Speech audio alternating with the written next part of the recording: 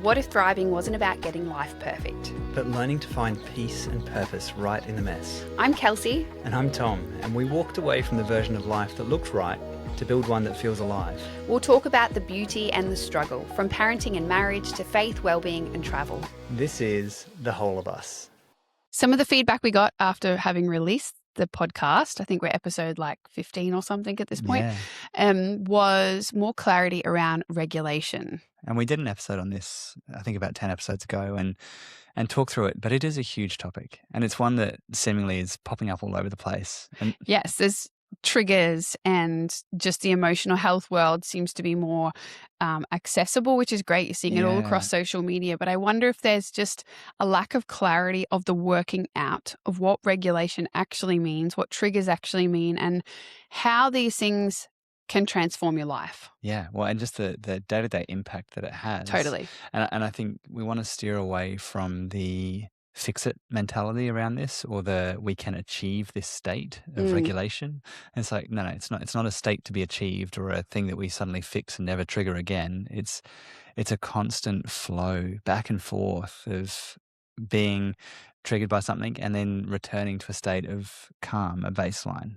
Yeah, so what you're describing is the literal definition of regulation. It is not calm, like I've just gone to a day spa, zened out, not affected by anything. That's not regulation. No. It's your ability to have emotion or to experience different sides. So you might have, sadness and grief or Anger and pain, or but if you're regulated, that matches the circumstance. So it's not, your child drops something and you're screaming at them, how dare you? That's well outside of an appropriate response to something. It's also your ability to return back to your baseline. Yes. Yeah. And that's going to look a little different for everybody. Totally. And I think one of the other big key points of regulation is noticing and being aware of what's happening. Once we've lost awareness of what's actually going on in our bodies, or the way that we're reacting, we're out of that, I guess, regulated state. Yeah, well, I would think most of my life, particularly from teenage onwards, but probably even before then, it was just less obvious. I kept it more inside, and then hit teenage years and I was a lot more vocal, and my life choices reflected very dysregulated young person. My emotions were absolutely controlling me. But I would say before that, they were still there. It was just an internal experience or more of a freeze response. So we can go into what those different triggered responses is. But I would suggest that most of us are actually living very dysregulated lives, simply because we don't understand ourselves. Yeah. We've got no concept of when we're regulated or dysregulated. So we did an emotional health consulting program a couple years ago, and I did, 3 years of it? Yeah. It was life-changing. And one of the things they had us do for over a year was do trigger logs. Which is a wild experience. You're essentially, and there was other parts to it, but this was really getting to know, our baseline, but what stimulus was causing triggers. And again, the goal in life is not to not trigger. No. That's not possible. All right. So just define for me, what is a trigger? A trigger is essentially a response to stimulus. Yeah, it's pretty simple, really. It's when we're talking about a trigger in this context, we're talking about a response that doesn't quite meet the stimulus, though. Yeah. So we're talking about a child dropping something on the ground and you immediately screaming at them, being like, why did you do that? Yeah. That's disproportionate to the actual circumstance. Yes. Yeah. It's taking you somewhere that's inside that's really painful, Totally. right? Or it's walking away from a conversation and 3 hours later still feeling angry and going, why do I feel angry? But it's back to that conversation that you had 3 hours ago that has hooked something in you. Yes. It's essentially something that evokes a fight, flight, freeze or fawn response. A stress response. Yes. So Yeah. you're either going to fight it and you're going to arc up and get really angry and potentially get really loud, or you're going to flight, run away from it, hide, not deal with it, Avoid it. You're going to freeze. You're just going to lose your words. You're going to blank out. You're going to get really tired. Yeah, there's a huge amount of physical descriptors for a lot of this. And I found it really helpful because it made a lot of sense of some of my behavior. And then there's Fawn, which is interesting. It's been added a little bit later. A lot of people know the 3, but the Fawn is essentially your trying to fix the situation and make the people around you better, which I'm real good at. Well, it's a safety thing, right? I'm going to coddle you and make you okay so that whatever your response wants to be to me, it's a control thing. I'm trying to manage it. Yes. Yeah. And I guess we should say here as well, these trigger responses aren't a headspace thing. It is in your body responding. It does go into your thoughts, but it begins in your body. Yeah.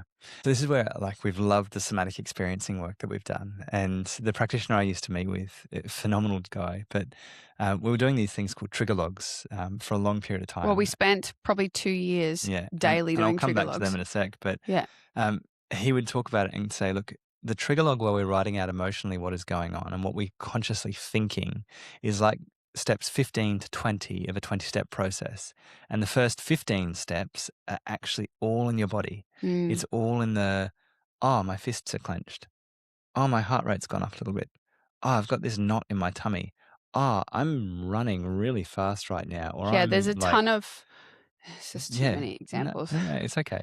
Because examples help actually ground the point. So it's this physical response to something that we so often have no idea about. We just completely miss it. Yeah. Until we're screaming or we've left in an angry huff or we've cut somebody out of our life and we haven't realized, wow, the little steps it took in our bodies to have this massive overarching reaction. Yeah. So the blessing of doing these trigger logs was figuring out what was happening in our body. So it really started from a bottom-up approach. A lot of counseling and psychology services, they look at cognitive and your thinking as opposed, and then how that creates behavior. Yes. And change. And change, right? This type of approach works from your bottom up. So it's going from your gut responses, your body responses, and then once you've dealt with those, you can start shift your thinking. Yeah. Well, and naturally, as your body moves towards a place of safety, your thought patterns drastically change. Yes. Suddenly, all of our prefrontal cortex, which is where our logic and our relational circuits and our creativity all lie, are able to turn back on again. And so suddenly you're looking at a situation and instead of going, I hate that person, they're just the worst, you're going, oh, wow, I can see how messy they are. And this is not great. But because you figured out the root in you. That it actually was never about them to begin with. It was always about what you were carrying, what your childhood trauma was teaching you or your past shaped you to be. Yeah. This has been life-changing for us. I would say most of my life I have allowed emotions to completely dictate and consume my life. Yeah. And what that means is you live a very reactive life. Yes. So a child does drop a cup and I scream at them because it scares me and it takes me back to something that had happened years earlier. It is catching. I heard something great the other day that was talking about if you're already annoyed, you're already triggered. And I notice it a lot, like if I'm in the kitchen and there's just this shark music around me, like the kids are dropping something or someone's tapping and then the other child's clunking around on the piano and I'm starting to get annoyed. Well, I'm already triggered. And so in 10 minutes time, when the dog starts barking at something, I completely lose it because 20 minutes before my body started saying, hey, danger, danger, danger, and I missed it. Whereas when I'm more in tune with my body, I'm able to catch it earlier, notice it, process through it, which is what regulation is. Regulation is not, like we said earlier. Did we say earlier? Yeah, we did. It's not staying zen and calm. No, but it is an ability to notice what's happening. To move through the emotion and then return back to base level. So if I can do that in small incremental measurements throughout a day, you don't get to the end of the day and completely lose it with everybody because you've just been trying all day to keep your cool. You're actually you're venting off all this energy that's there. Yes. And the the curious thing, once we start to connect the emotion and the body side of things, you start to recognize there's not just one way to clear that energy. Yeah. Um, Yeah, this is a really interesting subject for me at the moment because for the first time since I was 17, I've stopped taking antidepressants. And I have tried probably 3 times to get off these things. I'm on a very yeah, tiny dose. And every time the withdrawals are so bad, I end up on it again. it's messy. So messy. And that's a whole nother conversation. But I'm noticing the extremes are just far greater. So I'm noticing my fuse is very short, and I'm noticing that my low moments are really intense and they're fairly catastrophic feeling. Yeah, I'm also noticing that my highs I'm able to connect to joy better yeah, and happiness and yeah, be sillier. But at the moment, the depressive, anxious side feels way more intense. It's really hard to get to the positive. yeah. And we spent years working through how to do this, how to Yes. become regulated, how to deal with triggers. And it is really, really tough. Yeah, Part of it is as my body just equalizes and yeah, comes back after having, a stimulant for so long. I've been reflecting a lot on what it actually takes to be regulated because it's really, really tough. We have a lot going on in our life at the moment that is sort of behind closed doors that people aren't necessarily aware of, and that's yeah, a good thing. We all have things going on that not yeah, everybody knows about. So my baseline, my window of tolerance is pretty small. When we talk about a window of tolerance, we're talking about your ability for hyper arousal, so going into that fight or flight, flight. Yeah, or hypoarousal going into into freeze freeze. or fawning. So that Is level, that little window in between those, that window gets bigger and smaller depending on what's happening in our life, depending on maybe you're not well at the moment. So that's smaller, especially people with chronic health. There's a lot of extra things, marital issues. It just, depending on what's happening in your life and in your body, that window can get small. So at the moment, that window for me is really tiny. And so it is yeah, very easy for me to fling out and then stay in the swirl of dysregulation. yeah. It's really difficult coming back down into it. And just to ground that a little bit, the idea of regulation and becoming more regulated is effectively trying to widen that window. It's trying to make that space where we're not in the hyper or hypoarousal, where we're not reacting. The space before we get to those areas is a lot greater. Yes. So we've got more margin in our life effectively Yes. to handle stressful situations and stressful responses. And so even if we do get into a state of hypoarousal or hyperarousal, like fight or flight or whatever, it's only for a short period of time before coming back into that more peaceful window of tolerance.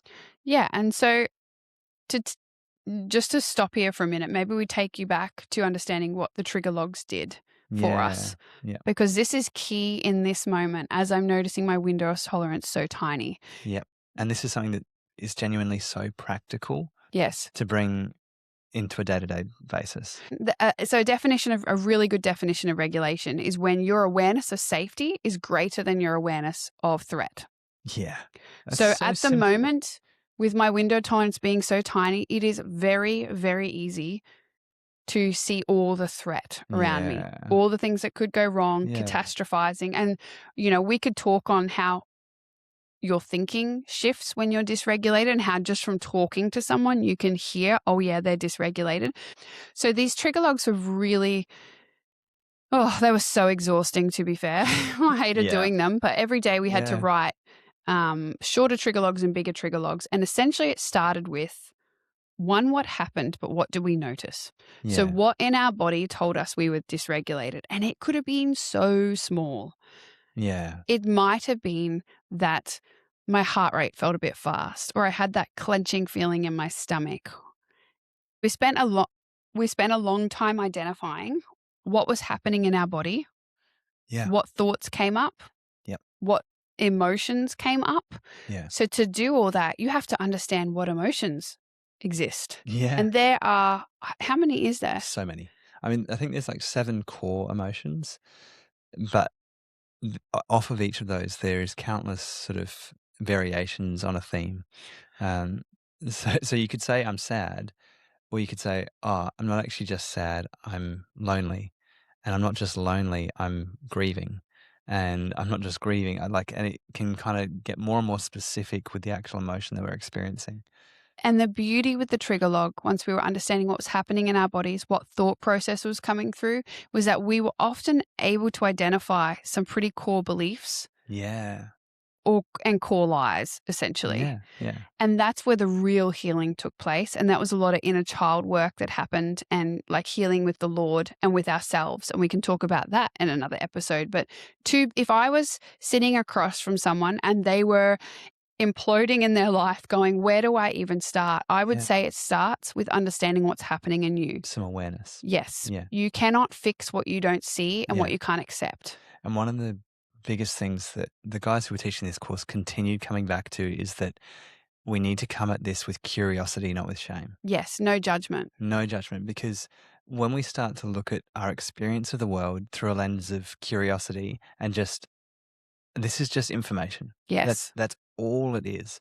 Yes, our behaviors might need changing, or it might need apologizing or restoration afterwards. But the immediate trigger response that we feel, the heart rate getting fast, the fists clenched, the oh, I'm an awful person thoughts that are coming in, it's just information. And very often subconscious. Yeah. And not, hey, I'm going to get angry at somebody. Yeah. And the beauty of the trigger log as well is that at the end, there is an opportunity for repair with ourselves and with other people. So there's not a lack of ownership. Mm-mm. That's absolutely not where, like, you can't just walk around being, and I think this is partly the problem. People walking around saying, oh, I'm just triggered. Yeah. Well, no, if you're actually triggered, it evokes a responsibility to look at it, to be curious without shame and judgment, and to repair it. Well, because that is how we heal. Yeah, it's partnering compassion and ownership. Yes. And without the two of them together, we end up in a messy spot. So practically, let's just run through this. So a trigger log, if we're to step into it, is taking a moment after we've gone, wait a second, what just happened? And going, oh, okay, what am I actually feeling physically in my body? What emotions am I feeling? And it helps, grab an emotion wheel online. Like you can just search Find for these. emotion wheel and it will Yes. come up with 50 different emotions. Then what am I thinking? And write this out. And then what belief might I have about this? And then from there, starting to go, okay, can I have some compassion for myself? Mm. Can I look and go, I need to take ownership of this? And then we can start to move forwards. And so why do we do this? Why do we want to know? Because I actually do think that sometimes this emotional regulation, emotional health world becomes an idol, and our whole lives get consumed by being regulated. And that's not what we're after here. We're after lives that are way less reactive. Yeah. Lives that we actually are experiencing abundant joy and giving ourselves permission to feel the grief and the pain of life too. Well, and it then gives you the capacity to step into situations that are wildly dysregulating and know that you're going to be okay. And I would go a step further, because you do all this work, catching what's happening internally in your body, the reactivity, which is normal for a lot of us, for all of us, slows down. You are slowing down experiences to catch them. So now, instead of damaging my child with my words or saying things to you that I'm going to regret later, I'm catching it in the moment of, oh my goodness, yes, I'm noticing this in my body. And then it's giving you a really powerful way to say, hey, I want to continue having this conversation with you. I just need a minute. It's finding an option C in the midst of this. Whereas before, in our triggered thinking, because of the way our body's responding and it all working together, you're just flying off the handle, damaging everyone and everything around you. Yeah. This is slowing it down. And so another benefit of all of this is that you start having way more connected, safe relationships. Yes. With yourself and with the people around you. Absolutely. And again, when this is framed with both curiosity, compassion, and ownership, suddenly it opens up all these doors. And I guess I just want to come back to that point of, if we just go, I'm triggering, I need to step away from this, we lose relationship. Yes. Because we don't actually end up creating safety for the other person. We're prioritizing our own sense of self and going, my safety is the most important and stuff, whatever they're doing. It becomes very selfish. Yeah. To the opposite end of that, if we just take ownership and we just go, I must just be the need to problem. apologize, I must be the problem, then we actually are self-abandoning. Well, and I would say it's like you said the other day, it's a selfishness dressed up differently. Yeah. Because it is about protecting you. Totally.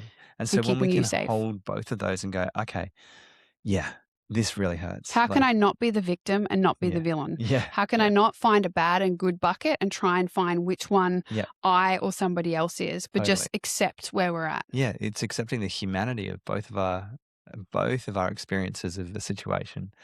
I do want to add, the trigger logs were life-changing, again, because they allowed us to connect with our stories and with what was happening in our body. But if the definition of regulation is that our awareness of safety is greater than our awareness of threat, then there's a big part in this conversation missing at the moment, which we can talk about more later, but it needs to be said with it, is while we were doing the trigger log, we were also doing connection to safety. Yeah, or safety cues. Safety cues, they called them. Yes, it was, I think for a lot of us who've spent our life in a lot of survival and a lot of dysregulation and a lot of overwhelming triggers, which make sense of our stories and our lives, it is very hard to notice the good and the beauty around us and the actual safety around us. Yep. So part of this process was a ton of different tools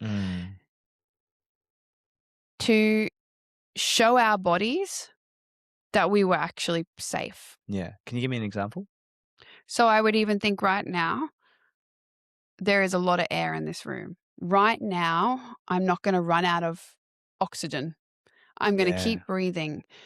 The hypervigilant, worst case scenario part of me is like, well, what if suddenly the sun explodes and all the oxygen is sucked out? But that's what you're doing. You're getting present. Yeah, and you're not just like excusing it. You're like, yeah, I see that, but right now, I can take a deep breath. Yeah. Right now, this chair is not going anywhere.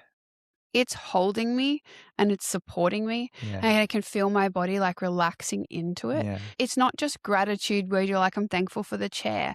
You're leaning into the experience a little bit. It's the physical experience. It's a felt experience, but it's deeper than, oh, this just feels nice. It's connecting deeper to what our hearts need. I need to feel like something has me right now. Yeah. Even if that relationship's breaking down, and even if I had a really bad day at work, if I'm in trouble, I don't know, with my sibling or something, right now, I can feel supported. Yeah. I can feel held.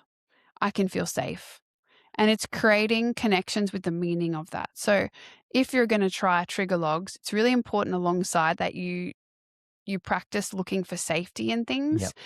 Things like going outside and looking at a leaf and noticing the really beautiful veins through it and the shape of the leaf. The feel and the texture. You're dragging your senses along with you for an all-encompassing experience that could be so simple. Literally go and hug a tree. Yeah. Our friends did our tree hugging a course. Forest bathing course. It sounds amazing. It does. It does sound quite wonderful. They came back changed people. They laughed. I think there's also a naked bathing too. Just laugh if they accidentally. But I mean, this is another one. Laughter.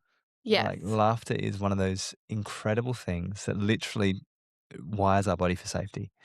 Well, I think to laugh, you actually have to feel safe. Yeah. So that's not always felt easy to me. I don't think we've had a super laughy relationship. It makes so much sense because so often our awareness of threat has been greater than our awareness of safety. Yes. Feels sad to say.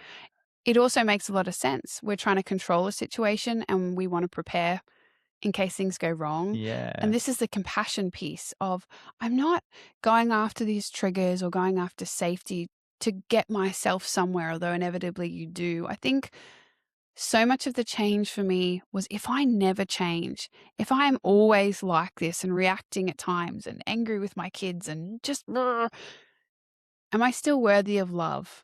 Am I still an okay person? Yeah. I think at the moment where I'm so easily out of my window of tolerance, right? The shame and the condemnation, self-condemnation, is just firing on all cylinders. It's exhausting. And I know sitting in that space only creates more Pain. and more dysregulation, right? Yeah. Because I'm angry and I'm trying to control it. And the more I try and control myself and judge myself and shame myself, it does not produce a greater outcome. You cannot use darkness to get to light.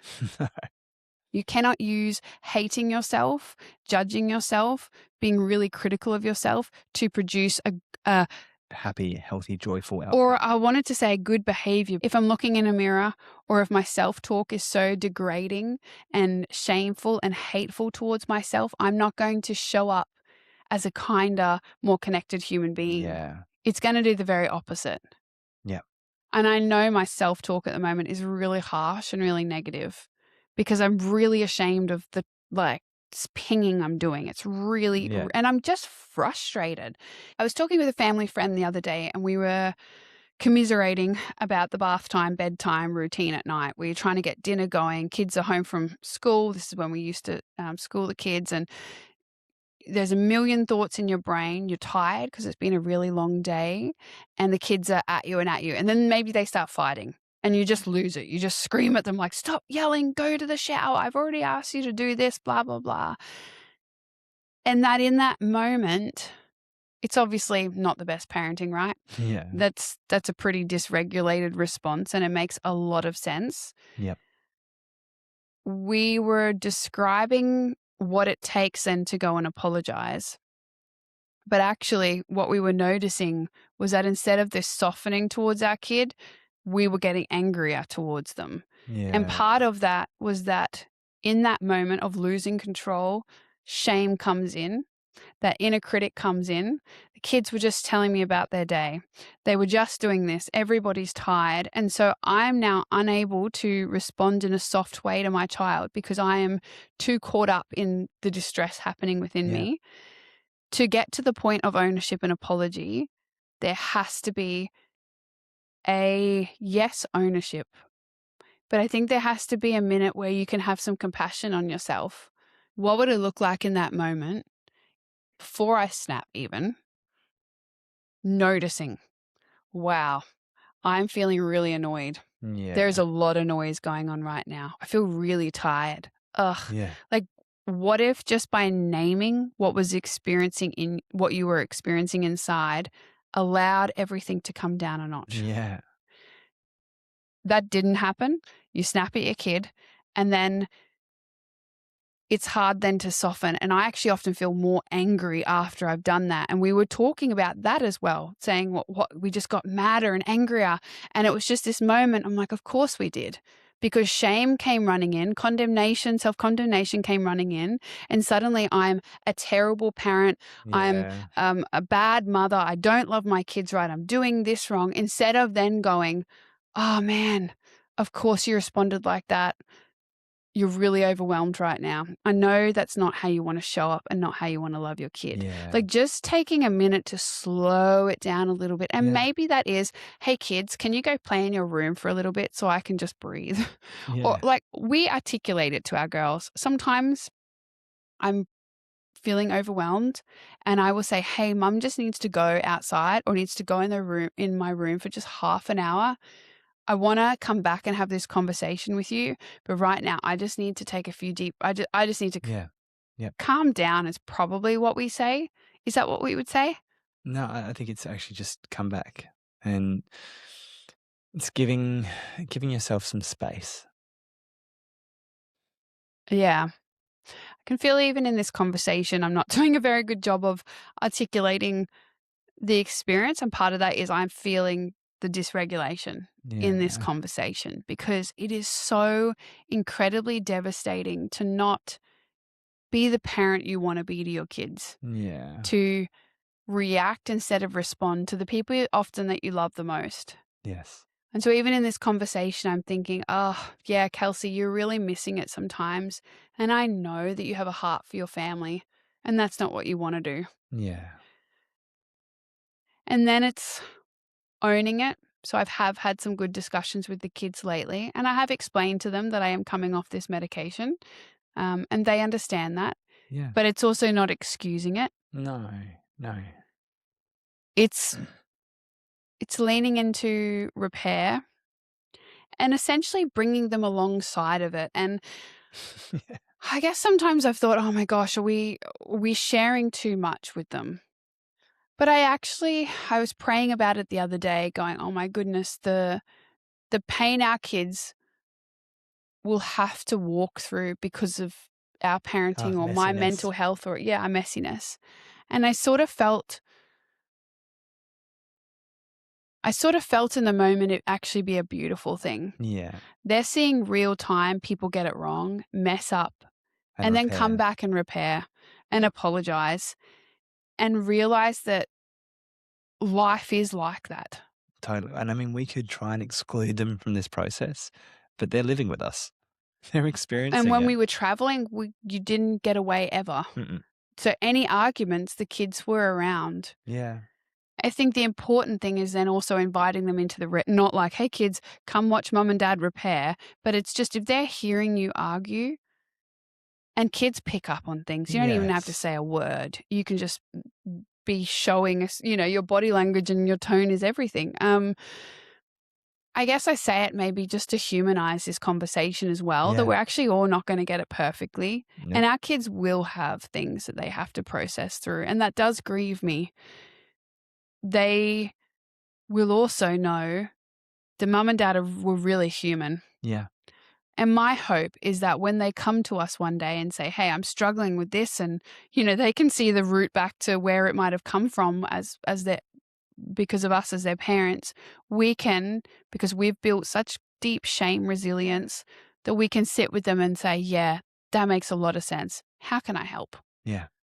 And also by leading them through this process, their ability to regulate themselves and stay in a place of connectedness to their own story and their own experience of things without getting lost in it or without ignoring it, and actually come back to a place of repair and compassion and just joyful relationship.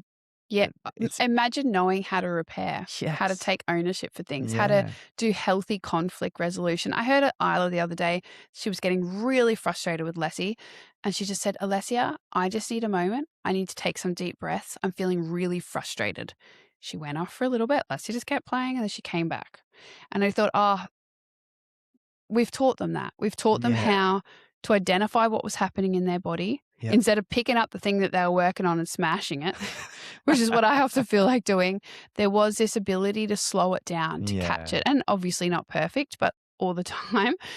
But they are learning a common language that we have in common with them, that they can say, hey, mum, I don't like this. Or are you okay? You feel like they're identifying body language, tone, and it's not a oversensitivity. No. I can't see a con in this. Again, if you were just getting lost in the emotion and in the inner experience of what was going on, yeah. Or if it was every day, guys, we're going to sit down, we're going to talk about our feelings, and sometimes you just don't want to do that. Like, it's not that. It's slow walking together towards a more regulated home. Yes. And that has been a really big priority for us. Yeah.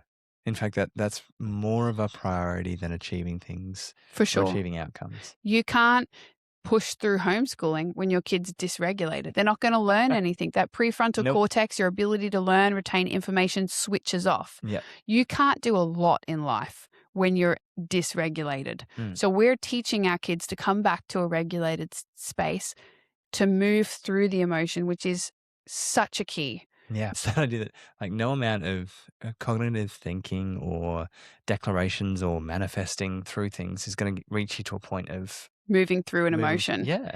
And so the identifying part's key, and then moving through the emotion key, and then repair and ownership is key. Those four things is the key to regulation. Yep. And I think key to a home that is happy and connected. Yeah. Yeah. It's a really fun place, and it's one that we are continuing constantly to grow in because we're never there. And I think, again, it's getting away from that language that I am now a regulated person. It's like, It will no, never exist. We never make it. we I never think, don't trigger. well, and let that be relief to everybody. We never Yes. make it. We just continually grow. We're going to get better at noticing these things, and we're going to get faster, I think. But life is a lot of unexpected, painful things. Yeah, and we'll have seasons where our capacity is a lot smaller. That window of tolerance that we talked about is a lot smaller. Yeah. And then we'll have seasons where it grows. Well, thanks for being here today and listening to us process through some of that. And if you are struggling or you need some help, please reach out. Or I'm wondering whether next episode we do almost a live process through a trigger log. Could do. Yes. Could be fun. All right. See you next time. See ya. Bye.